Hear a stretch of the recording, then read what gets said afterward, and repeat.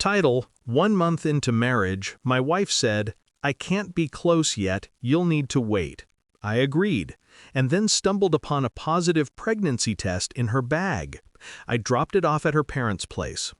Start: I remember the exact sound.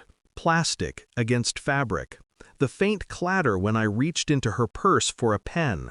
That's how I found it, a white stick wrapped in silence and lies. Positive.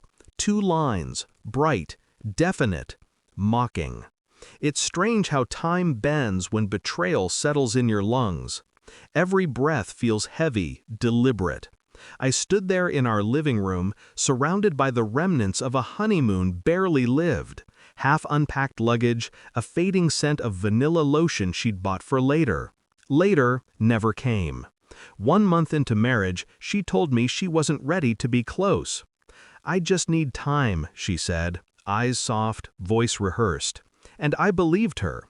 I loved her enough to wait, a kind of loyalty only fools and poets know. Now I know what I was waiting for the truth to rot its way out. We met 3 years ago. She was the kind of woman who made you feel like silence was music, smart, deliberate, gentle in her cruelty. The type who never raised her voice but could slice you with a sigh. I thought she was strength disguised as grace. Turns out, she was deception disguised as love. I replayed our wedding night often after that discovery. The way she kissed my cheek instead of my mouth. The way her hand lingered on her phone a little too long when she thought I wasn't looking. I mistook her distance for delicacy. But that stick in her bag, it was a message. Not from her lips, but from her body. And it wasn't mine. I didn't confront her. Not immediately. Rage makes people sloppy. Patience, on the other hand, makes them dangerous. I waited until she went to work the next day. I photographed the test, her messages, her calendar entries, small details that, when pieced together, spelled out a pattern. A number saved as M.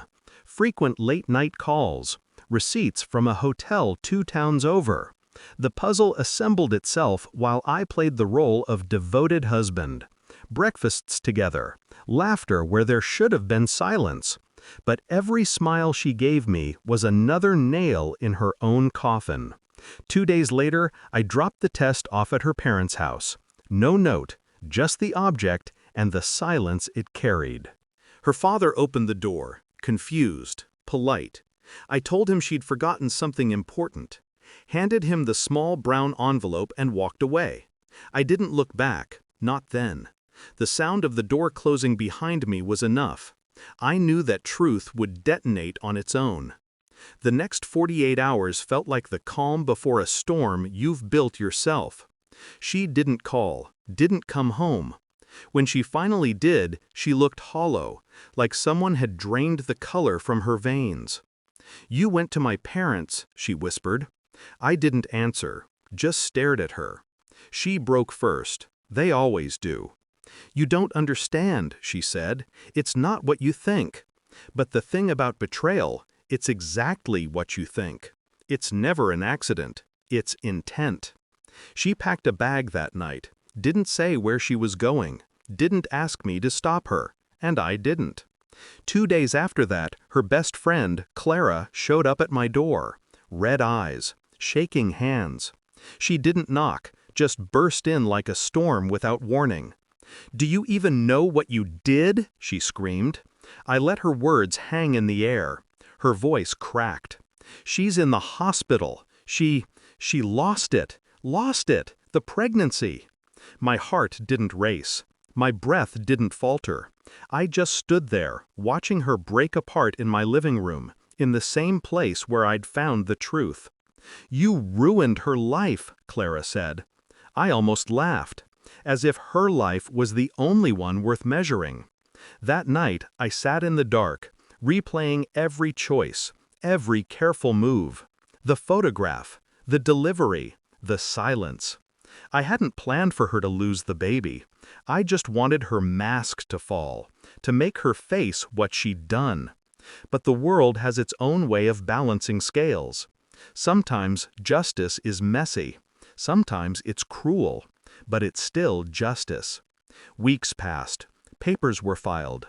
Divorce, swift and clean. Her family cut her off. The man she'd been seeing vanished. The world grew quiet around her, while mine sharpened into clarity. One night I saw her again, grocery store, pale, thinner, eyes like frost. She froze when she saw me, hand trembling on the cart handle. "Why?" she whispered. I didn't answer, because she didn't deserve an answer, not anymore. Sometimes silence is the only language truth understands. People like her think love is infinite, a resource that renews itself after every lie. But love has a limit. Once it's gone, all that's left is calculation. I didn't ruin her life. She handed it to me, piece by piece, and I just chose where to place the final crack. They say revenge doesn't heal you. Maybe that's true. But it clears the air. It steadies the hand. It teaches you the difference between pain and power. I sleep better now. Not because I've forgotten, but because I've accepted what people like her teach you. That trust is a loaded weapon, and if you hand it to the wrong person, you might as well pull the trigger yourself. She taught me that, and I made sure she remembered it. Forever.